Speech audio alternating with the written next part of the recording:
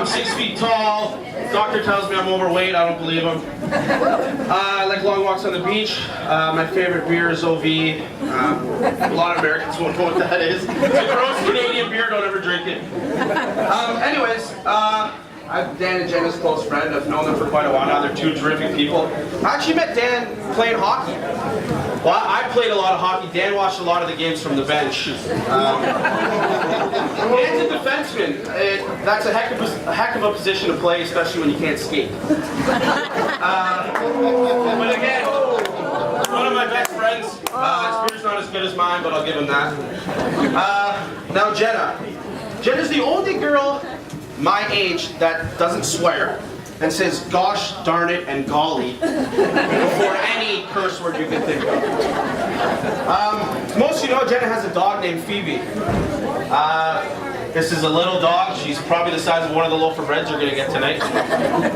Dan and Jenna used to go out for dinner when we lived at the apartment, and I would take care of the dog.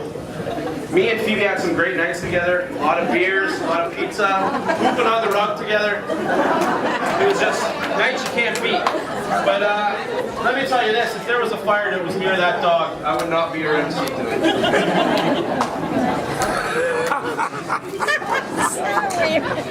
But in a serious note, Dan and Jen are some of the two closest people in my life. Me and my fiance Angela, I've got to know them really well.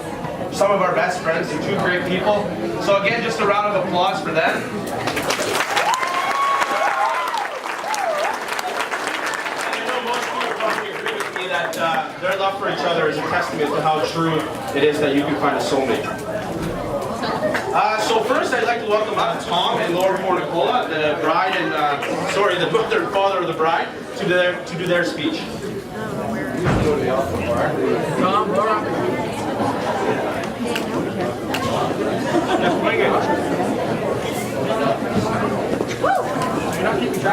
How about a round of applause for him?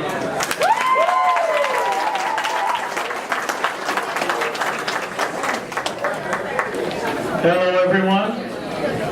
Thank you for coming. I would like to give advice first to the entire crowd that if you are faced with the option of doing all you can to help your child put on a wedding or writing the check, write the check. Murphy's Law has reared its ugly head regularly for the last 2 weeks, and it's been very frustrating, but we're here, it's started, and we're glad you could all join us. When I asked Jenna about what I should say, what is the father of the bride's speech and whatnot, she said, just don't make me cry.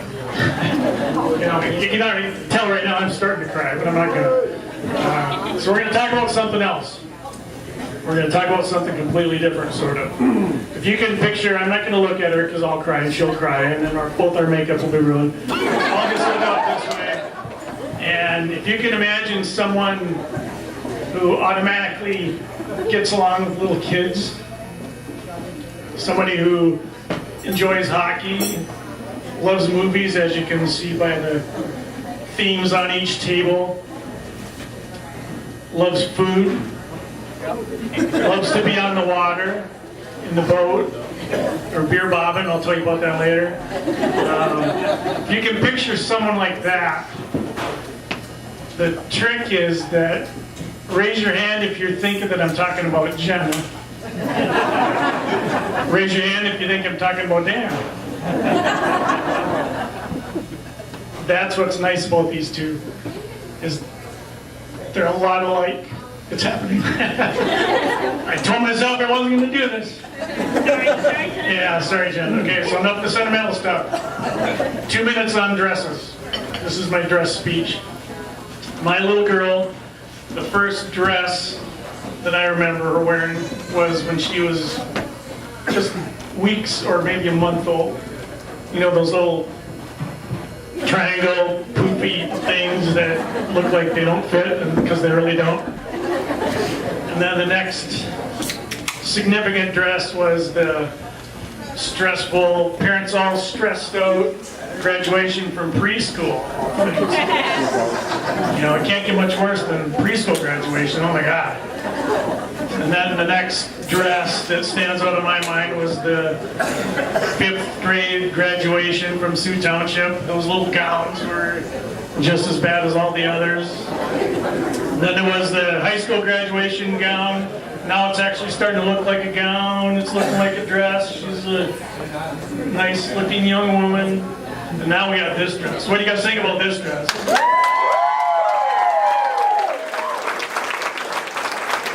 The dresses definitely get nicer and nicer and nicer.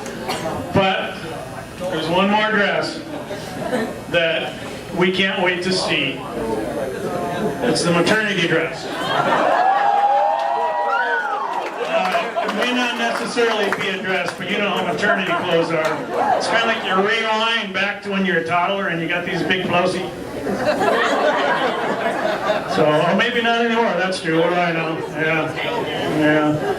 So that's, I'm very proud of my daughter and my son-in-law. I think they're made for each other. Congratulations. And I didn't shed one tear for the first time that I've been able to talk about my family forever. So congratulations, you two, and your mother would like to say a couple things.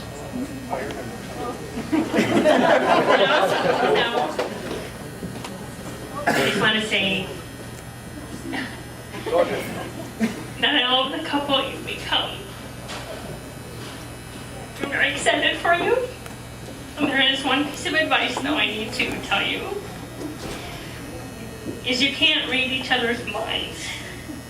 So make sure you talk to each other, because for the longest time it's like, why the heck did he do that? Or why, why did he, what was he thinking? Or doesn't he know I want to do this? Read her after you think she's talking about Tom. So please, just talk to each other, and I'm just so excited for you guys. I love you both.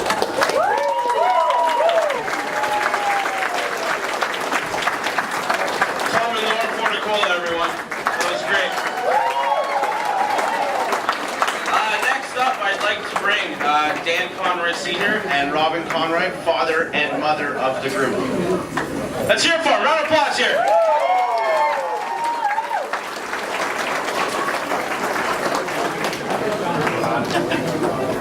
Is this all on me? Well, we are here. We made it. I just want to start off to say that I can't say he's my little boy anymore because he is bigger than me. Yeah. But I didn't think he was going to find somebody who was exactly the same mindset as him, but he did. And in the short time that we've got to know each other, I wouldn't say I had my doubts, but I didn't really want to express myself too much. But the more she kept coming over and bringing her dog, she sort of took a spot in our home. And then she would go, but the dog would stay. So she really never left, because that's actually her baby right now. And the more she kept coming over, the more Daniel was expressing how much he really cared for her. And everything was Jenna, Jenna, Jenna. Before it was all hockey, hockey, hockey. Well, Daniel graduated from hockey to the beer leagues. And he kept saying, how come you don't come and watch me play hockey? I said, well, I watched you for 12 years. I'm not going to come watch you play beer hockey. Jenna took over that spot, and she was one. Thank you for that. But Phoebe was still in her house. So we've come, we've adopted the dog. But we really brought you in our home. We enjoy when you come over. We see how you make Daniel feel. And I didn't think he could find somebody this early in life, a soulmate, so to speak. But he did. I'm glad that you did.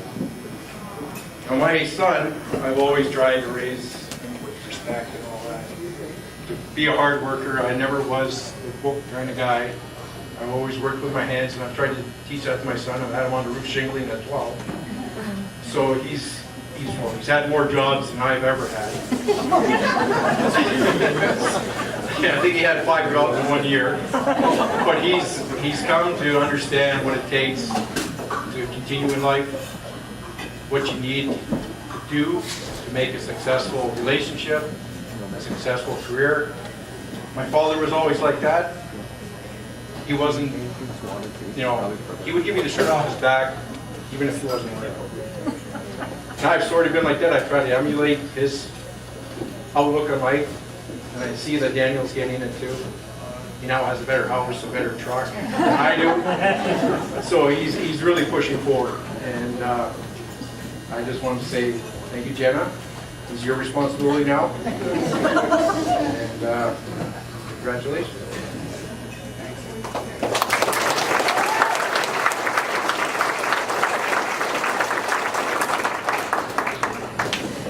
Okay, this is just a little bit of advice. We love you very much, Jenna. You make my son so happy, which makes me very happy. I want to say that marriage is a full-time job, and you have to work. It doesn't just happen. You have to work hard for it. You have to hold each other and get each other over the humps when things get bad. When things get busy, you have to remember to do date nights.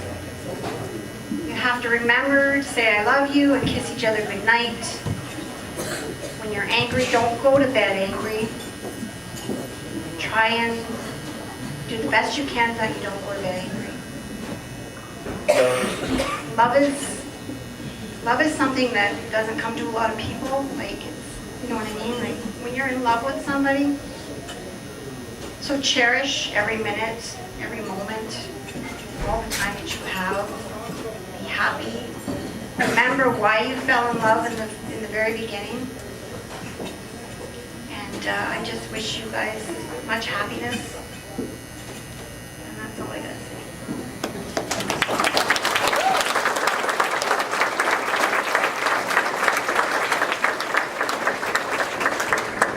Okay, thanks everyone. You know, I've seen Dan make a lot of poor life decisions. There's a truck sitting outside in the parking lot. That's one of them. But I think you made the best decision of your life tonight, bud. And that was picking me as your MC. Okay, guys, now we're going to take a little break for dinner. Stuff as much into you as you possibly can. And then we're going to continue with the rest of the night. Thanks.